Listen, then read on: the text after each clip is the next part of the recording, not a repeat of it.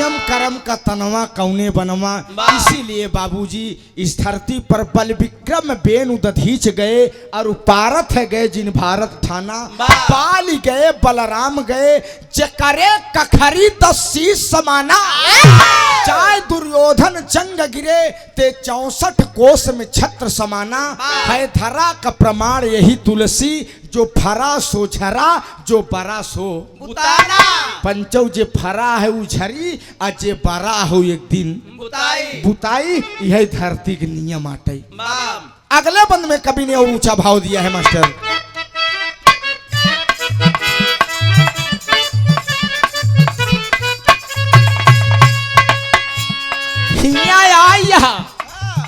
धरती पे आया बुजुर्ग दादा लोग तो करे का बाप। 4 धाम 84 अड्डा 80 घाट नहाना है भला 80।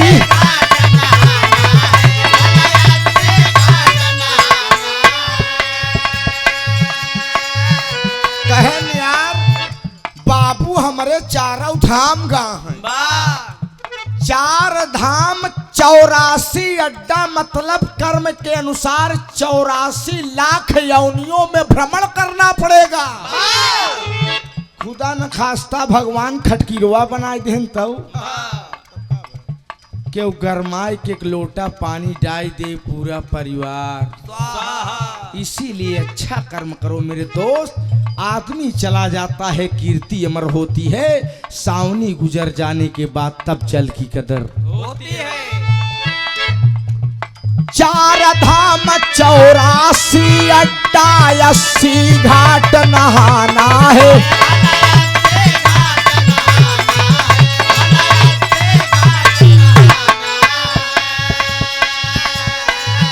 अरे ले दे बोलत बतियावत कैसौ समय बिताना है भला कैसौ।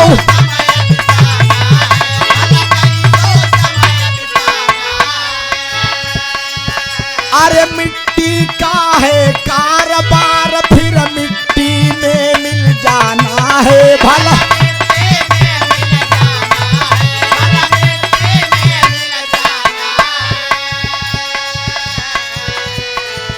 अरे मिट्टी जानो खाना पीना मिट्टी जानो खाना पीना मिट्टी माल खजाना है।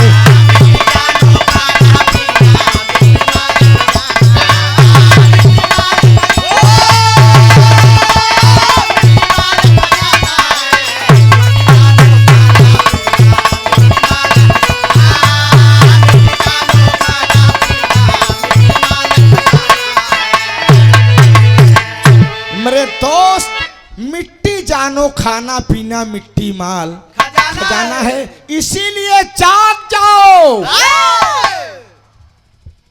अभी कुछ नहीं बिगड़ा है। जाग जाओ अभी कुछ नहीं बिगड़ा है दादा।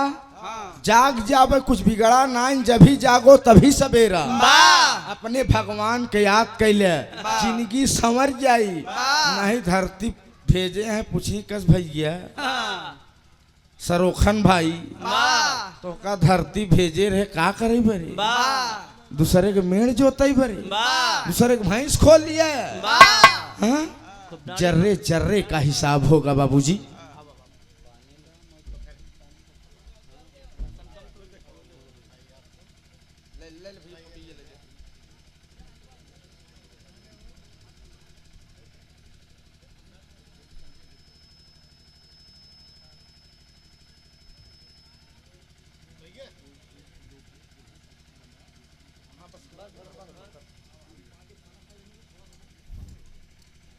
बड़ा ही आशीर्वाद रूपी पुरस्कार है। ताली बजाकर आप लोग स्वागत कर दीजिए बाबूजी। बाबू रमाकांत यादव जी मास्टर साहब भावी जिला पंचायत प्रत्याशी वार्ड नंबर 3 प्रतापपुर। मुसाफिर अगर अपनी मंजिल न छोड़े सफलता उसके कदम चूमती है। मास्टर साहब संघर्ष करिए मेहनत करने वाले कभी हार नहीं होती। समाज से जुड़े रहिए। 3 गांव चप्पक कोट दे दी यार जिला पंचायत हो जाए यार। खाली मेहनत में खर्चो लगा। अरे खर्चवा तो हो भाई कहीं पगलाऊ के का लगा है बेलक अपने गौने के लाग इस आदर 251 रुपया पुरस्कार बहुत बहुत प्रणाम है। बहुत बहुत नमन है। शुभ आशीर्वाद बा। मास्टर साहब जौन सेवा दास लाए रहे बताऊँ विधानसभा प्रतापपुर वार्ड नंबर 3 में दास सेवा कही दे। बहुत बहुत प्रणाम है। इसीलिए कहना है जाग जाओ। दादा राम आधार आखिरी प्रमाण लगत सब कहना है। अरे हाय हाय हाय दादा भजन करा, बहुत बनाया बिगाड़ा, घर द्वार खेती किसानी बेटवा पतो सब आई गए, लेकिन क्यों साथ दे वाला नहीं बा। अरे भजन कैला रउआ, अरे भजन कैला रउआ, अरे कसत मतिया मारी भजन कैला।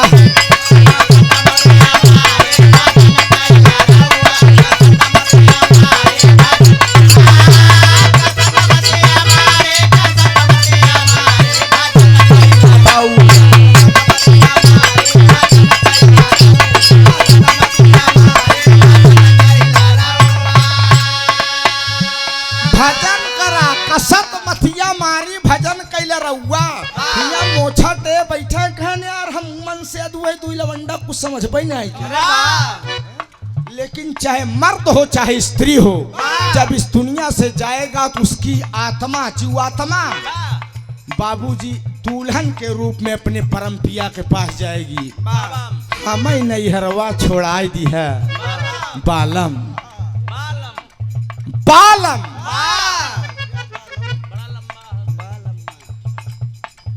जब जीवात्मा अपने परम पिया के पास पहुंची बड़ा तकलीफ झेले पड़ी। अरे नाही मिली पेड़ रूख छाता या छतारिया,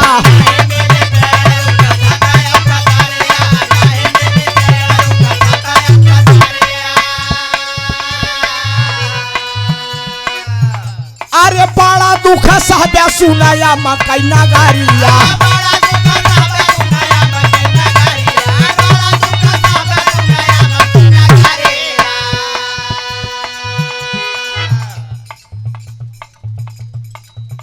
अरे साहब्या मुसीबत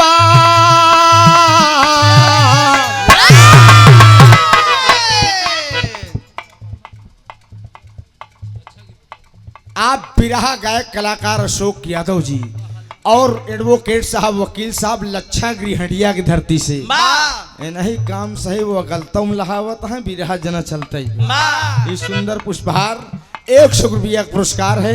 खूब बढ़िया गावा बजावा वकालत भी माई भगवती कृपा से चलत रहा है। वकालत करब कोनो मजाक बात न हो दोस्त, जे सही झूठ झूठ के सही सिद्ध कर दे वही सही वकील है। अरे साहब्या मुसीबत,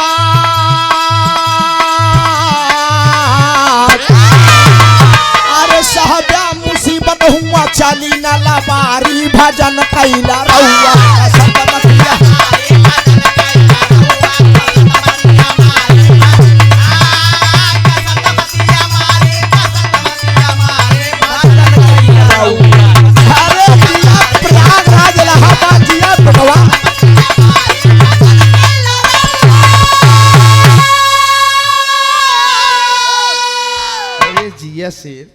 कभों कभों करेजा भरी दी थे यार।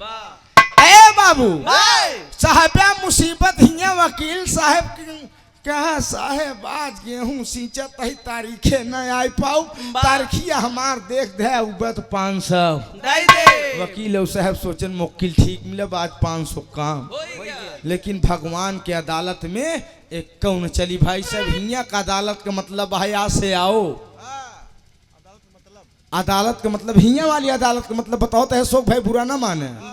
आज से आओ, ता से दावा करो, ला से लड़ो और ता से तबाह हो जाओ। यहाँ की अदालत में है।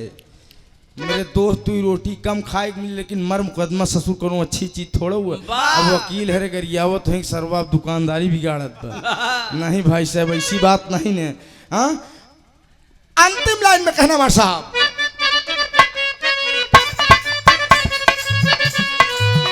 अरे 80 को 70 मिली बालू का जमीनिया,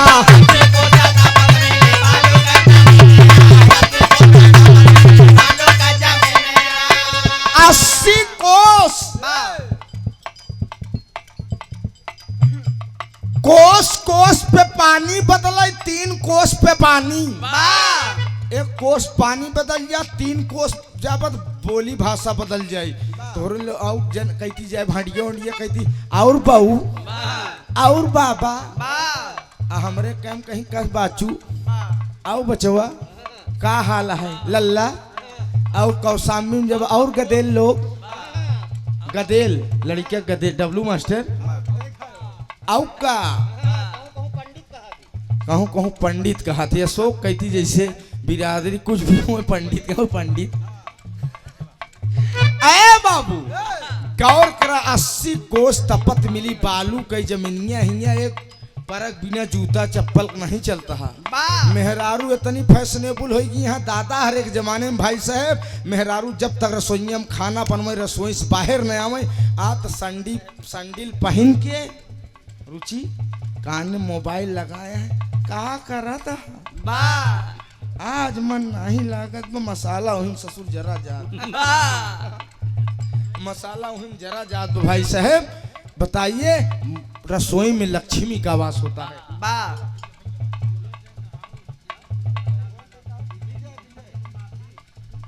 विजय टेंट हाउस फतेहपुर माफी बहुत बढ़िया बाजार है मास्टर फतेहपुर माफी।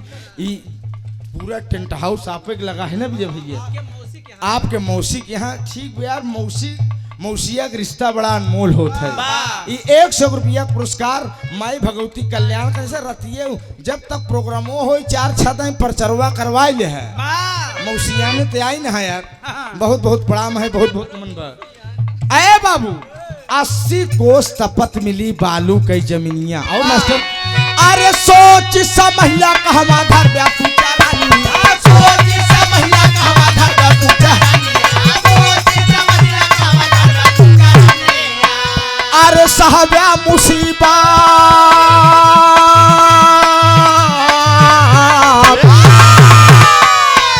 अरे साहब्या मुसीबत हुआ चली न लाबारी भजन कैला रहुआ कसमत हमारी भजन कैला रहुआ अरे बार प्रयागराजिया बेटवा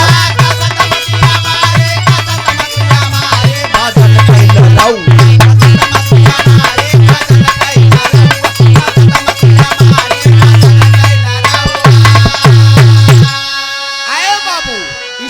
मेरे दोस्त इस धरती पर आए हो कुछ ऐसा करो कि जाने के बाद नाम हो जाए के बाद मनाई रोई देन मेरे दोस्त गांव मोहल्ला टोला रिश्तेदार रोई देन तो समझ लो है स्वर बड़ा बढ़िया मनाई रहा बेचारा और गाय के बाद 4 मनाई गरिया देन भले साल चला बहुत राछत रहा हमार 1.5 बीघा कब्जा कैली है भाई साहब यही नरक हो गए मेरे दोस्त स्वर्ग और नरक हुआ नहीं बा जैसे कर्म करबे वैसे फल मिली इसीलिए मेरे दोस्त किसी की आत्मा को तकलीफ पहुंचाकर अपनी आत्मा को सुखी करना ये धरती सृष्टि का नियम नहीं है बाबूजी।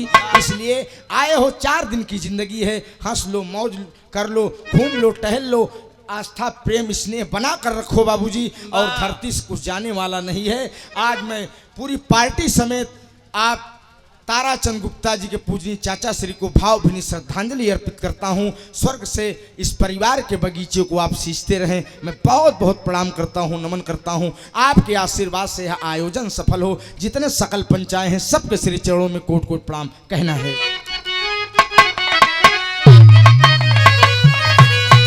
स्वर्ग में मौज करई पंधारी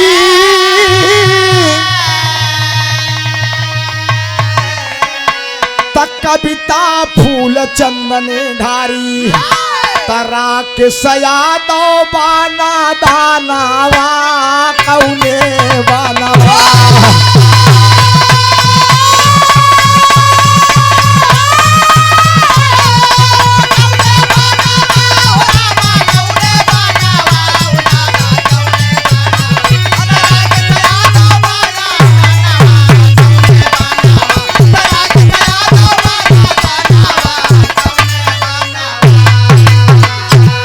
एक दिन उड़ी गई सुगानावा कौने बनावा